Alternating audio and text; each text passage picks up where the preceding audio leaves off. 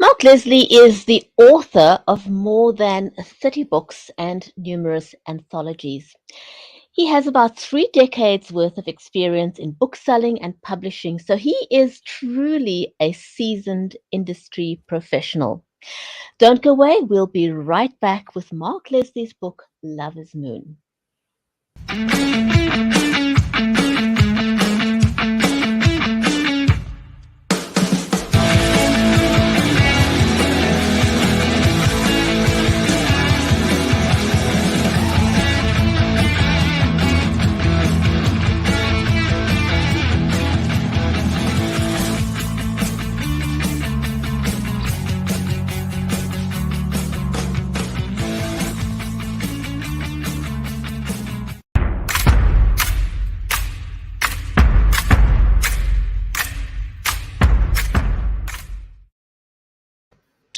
If you've just joined us, welcome. You're watching the Writer's Corner live show.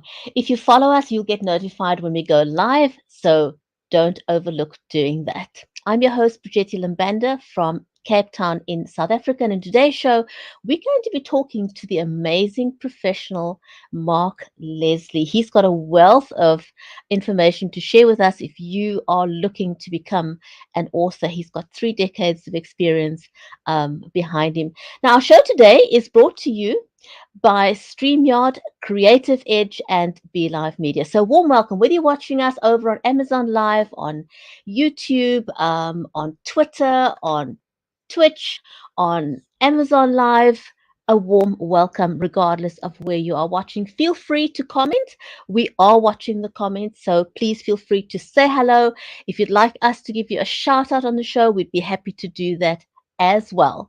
Now, just before we invite our amazing guest for today, Mark Leslie, and also my amazing friend and co-host, Mary Elizabeth Jackson. Before we do that, as always, we've always got some tips and tricks for you, because since the pandemic, our one way in which we connect worldwide and globally when we're talking about our books or our brand is to do so online. And one of the things, or a few things that you can do to level up, because this is a method that's going to be used, I think, moving forward.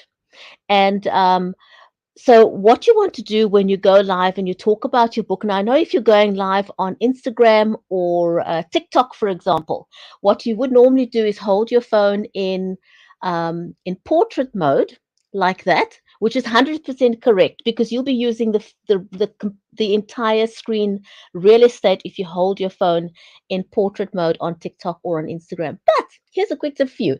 If you're going live on Facebook, or on YouTube or any of the other social media platforms, go into your settings, regardless of whether it is an Android or an Apple phone. Go into your settings, turn off the screen rotation lock, and turn your phone into landscape mode.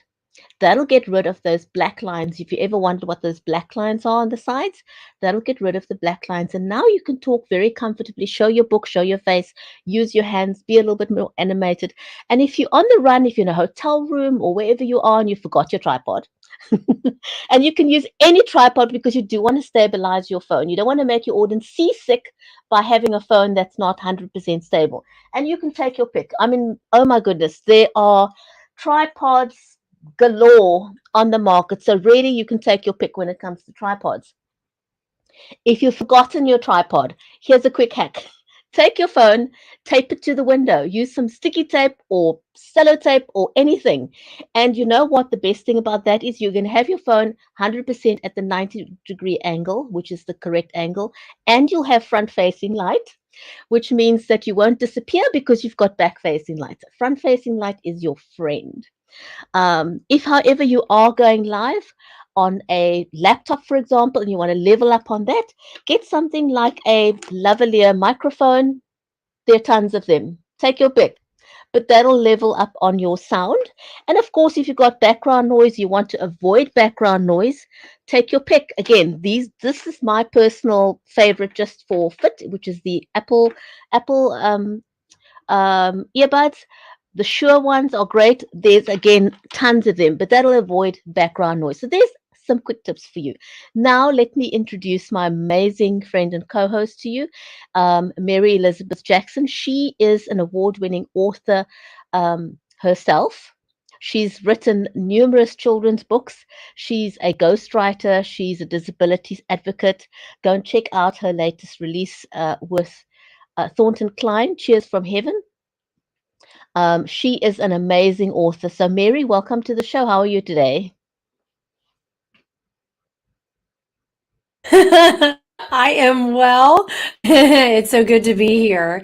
And such great information for anybody who's wanting to look fantastic on camera, no matter where they are in the world. Because sometimes when we're traveling and we have an interview or a book thing, or who knows what we have going on, we want to look our best. So it's such great information. And I'm super excited to be here today. And I'm so excited about our guest and getting to hear all the good tidbits he's going to share with us today. Absolutely. In the over 4 years that we've been going, we've really sort of almost gone to the full gamut of kinds of authors that you can get. But it's very seldom that we get an author like Mark who's written over, he's got over 3 decades of experience. He's got a ton of books behind him. He's got a wealth of energy and information to share. He's a writer, an editor, a professional speaker, and he calls himself a book nerd. He says I like his that. first short, I know, right? For an author, that's great.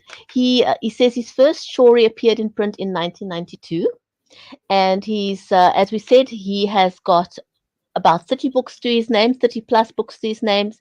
He's written thrillers, fiction, paranormal, nonfiction, and he's done a couple of anthologies. And then he also writes about how people can become better authors. So I think let's give him a warm welcome to the show, shall we? Yes.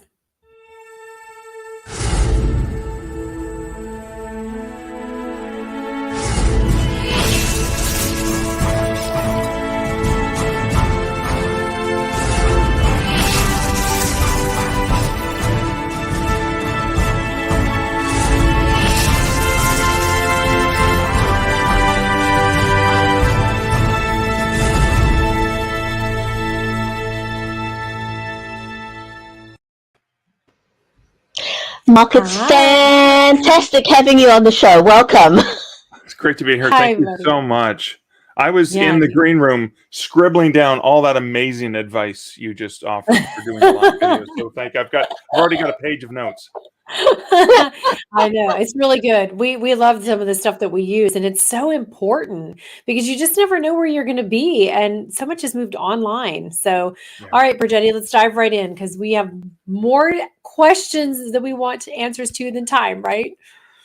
I know, absolutely. Mark, with over 30 books to your name and being the seasoned writer that you are, what is it that you enjoy? You obviously enjoy writing.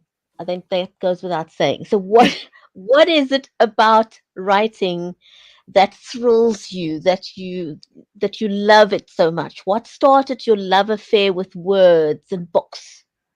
I blame my mom who read to me, and I discovered that magic of story and storytelling. And again, it started with oral storytelling, which is probably why I love speaking, because in the same way that when you're in front of an audience and you're talking to them and you can see their reactions, you get that when you do stories. I love doing campfire ghost stories. That's the best.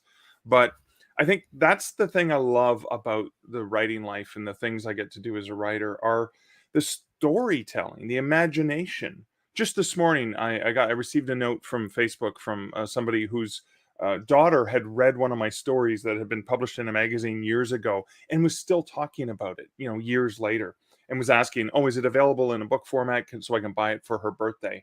And that's the kind of reaction that really makes a writer's day when you actually hear that a story you wrote resonated with the reader. And that's one of the things I love about it. It's that you put a story out, you put out some characters, you share something, and it inspires an emotional reaction in the listener, the reader, the watcher, the viewer, whatever it is, and that's what drives me every single day. And you're part of promoting that love for literacy, which is such a passion. I know it's a passion of mine. I think it is for most authors. And yeah, what an honor that somebody loved your work so much that it made that difference, and it gives you that validation, you know. So you have a small library. We'll just call it a small library because of all the books that you have. Do you have a favorite anthology or book out of your, we'll call it your repertoire? Oh, my repertoire, not books that I love, like, my favorite. Yeah, no, yeah.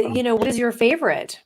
Well, I think you know what. Oftentimes, you have to love your most recent work because you're always really excited about that thing you put out. So I'm Lover's Moon is one I'm excited about, but I'm excited about it not just because it was a novel I wrote and I'm proud of it. It was a novel I wrote with a dear friend of mine, and I could never have written it without Julie's guidance, help, support, and just partnership in terms of bringing this together. It never would have happened. So it not only represents a work I'm proud of, but it represents a collaboration that was so unique and so fascinating. So yeah, I have to usually always go with the most recent release. Very good. Mark, I'm going to pick your brain a little bit, because why not? Okay. He's here. Let's do it. Being such an experienced author, as you are, looking back on more than 3 decades of writing, what is the one piece of advice that you would want to give to your younger self as a new author, and to the viewers out there who are thinking about becoming an author? If you could go back, what would you want to tell yourself? I think one of the things, especially because I'm quite a bit older now, and started off, I think I got my first rejection at the age of 15. I am significantly older than that now. I'm 53.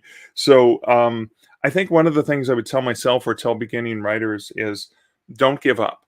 There's a lot of adversity in writing. There's a lot of adversity in just getting the story written or the book written. So if you haven't yet finished a work, do everything you can in your power. NaNoWriMo, National Novel Writing, is coming up, which is basically the whole idea is to try to spend at least a little bit of time every day in November writing so you can get 50,000 words by the end of the month. But if you can do 10,000 words or whatever, that's fine.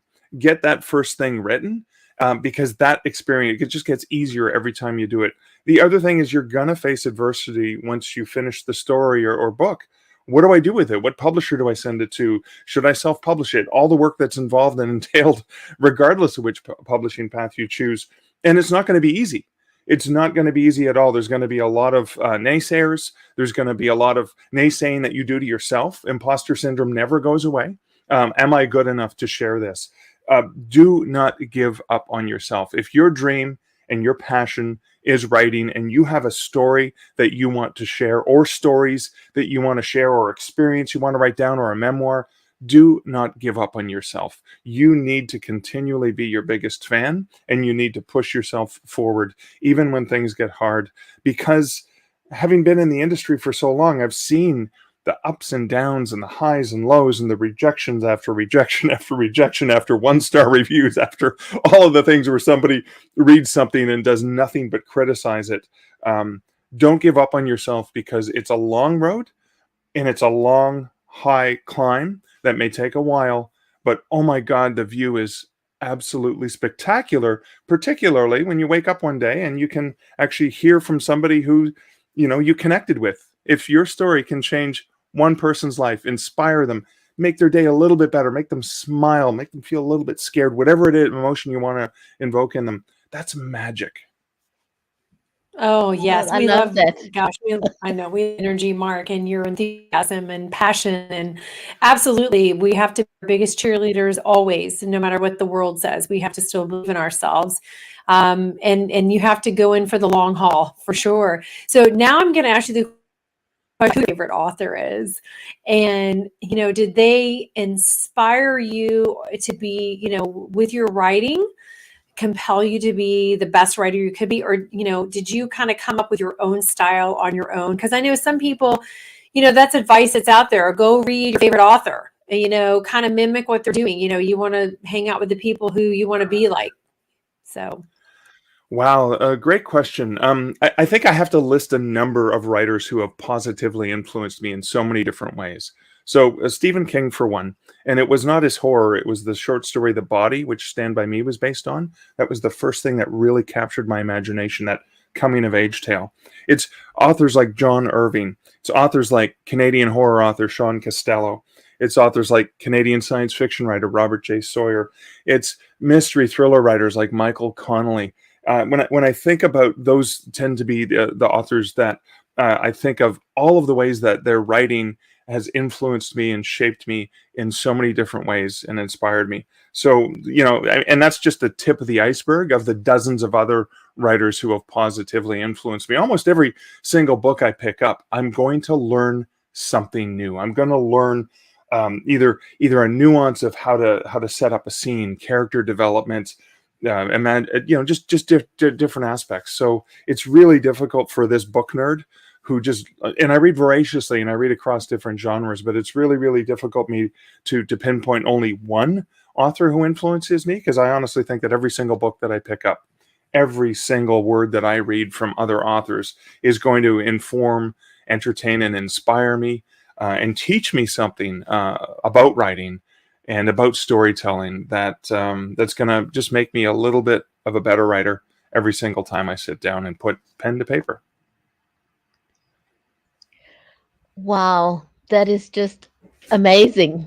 It's great that you've had such amazing role models. Now, tell us a bit more about Lover's Moon. What inspired the story, and do you have a copy of the book with you? Because if you could hold it up, I'm always curious to know how people came, how that cover came about. So tell us Yeah, a of little bit course. about the book, Lover's Moon. Yeah, so Lover's Moon is the fifth book in my Canadian Werewolf series. Now, the books are meant to be read as standalone, although there is a sequential timeline, so, people who want to read them in order. But what's unique about Lover's Moon is that, so the universe follows the main character of Michael Andrews, like Canadian Werewolf. Michael Andrews is an author who lives in Manhattan, and he happens to be cursed with lycanthropy. So once a month, for about 10 days every month, he turns into a wolf, not a werewolf, not a half man, half wolf.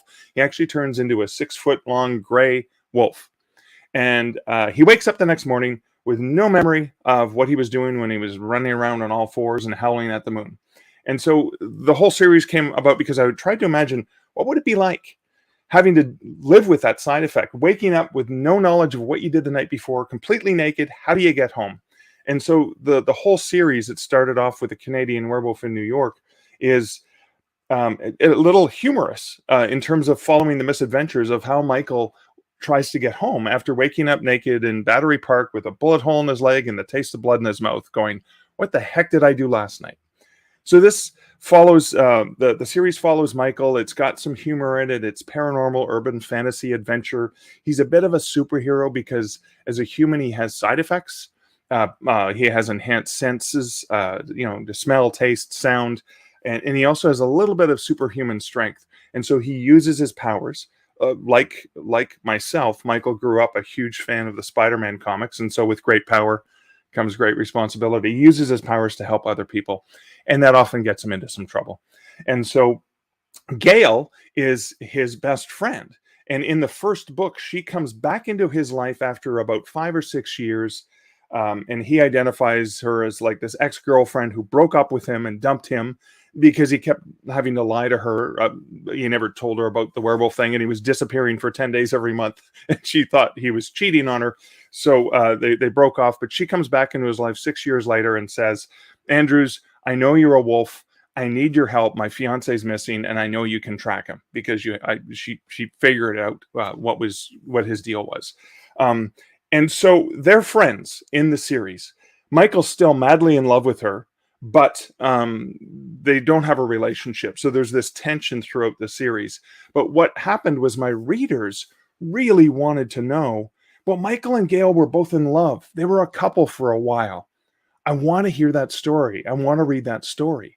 And so I made a note that I would one day write the story. And I couldn't. I was having so much trouble because, like Michael, I put Gail up on a pedestal.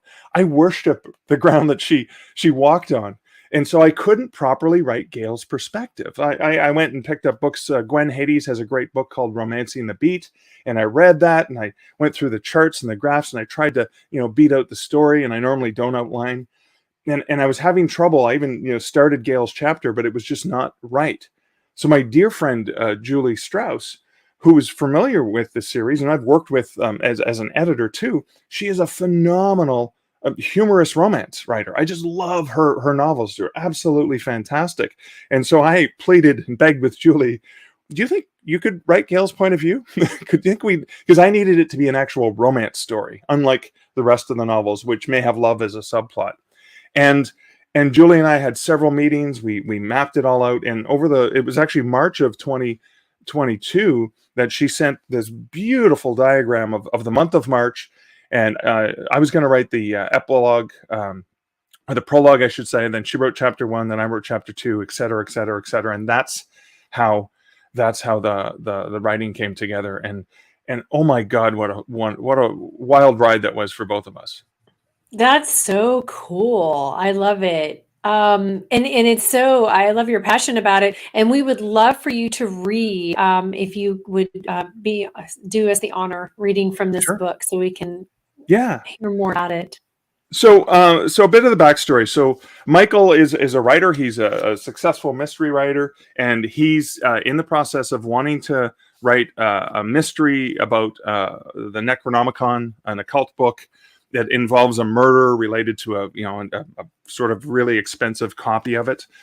And he needs to know more about this world. So his agent has hired Gail, who is an occult shop owner. And this is based on an actual occult shop. I actually said it at the Enchantments, which is in New York, a classic, a wonderful occult shop. But we call it Enchanting Magic because we fictionalized it. And Gail's the owner of the shop. And so the two of them are together, but they kind of are attracted to one another. So this is a little bit later. It's about halfway through the book where they're at the Algonquin Hotel in Manhattan, a phenomenal place where you can go and have cocktails, martinis before you go to the theater.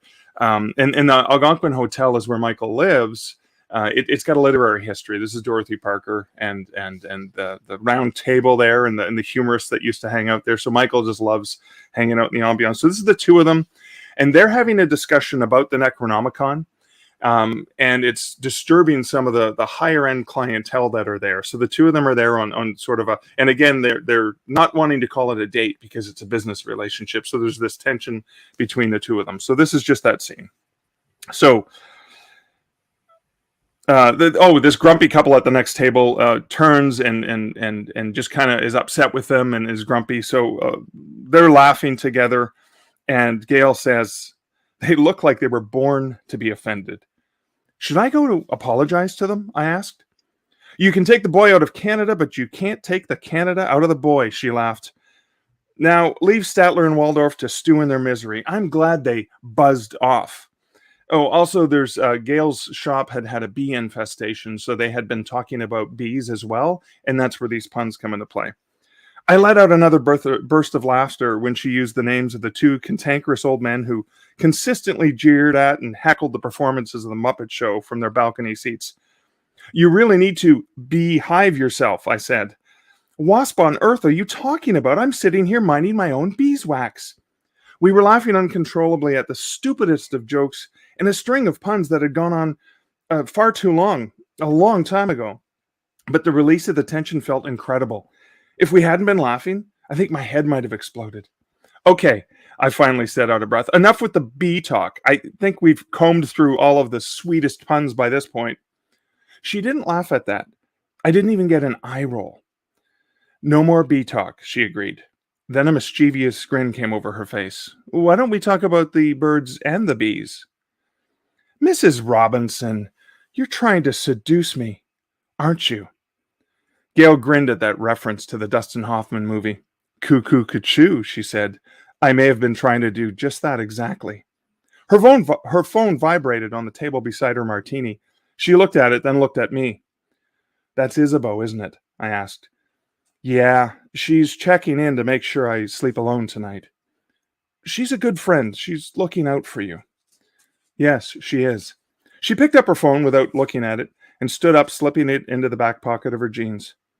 That text was perfect timing. We should call it a night, because if I don't leave now, I swear I'll break my vow of chastity all over you like an egg on its way to an omelet.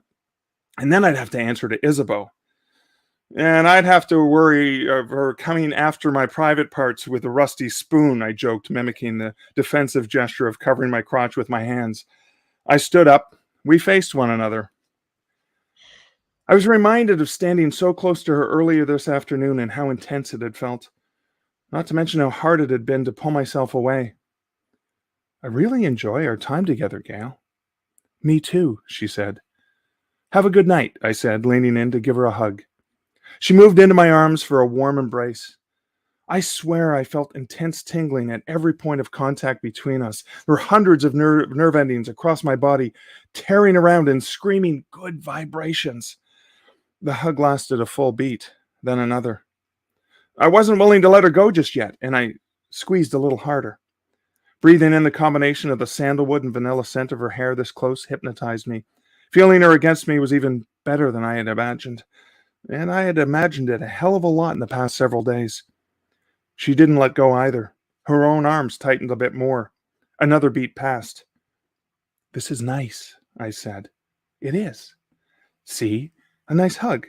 Chastity intact. It's all good. I could stay like this all night. Me too. It's perfect. Yeah, she breathed, except there's this one problem. What's that? Are you sure you're Canadian?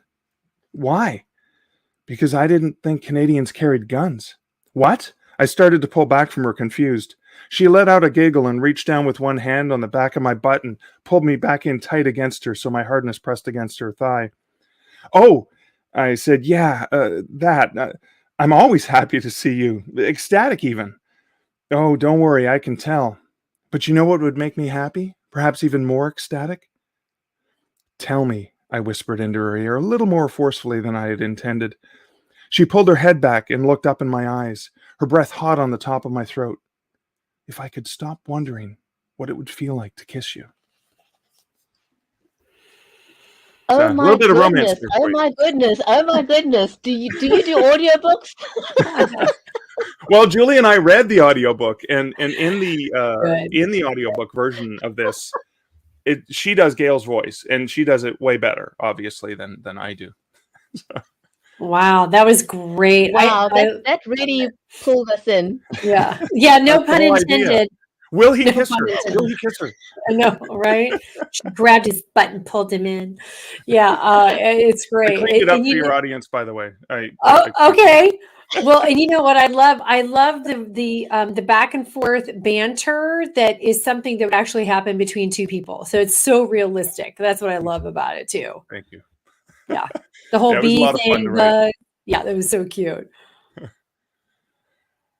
Oh, man. So, well, we just, oh my gosh, time is almost I know, time out. goes by so quickly. We're going to take a real quick break, and then when we come back, Mark, if you can just quickly tell us what's next for you, what can your readers look out for next?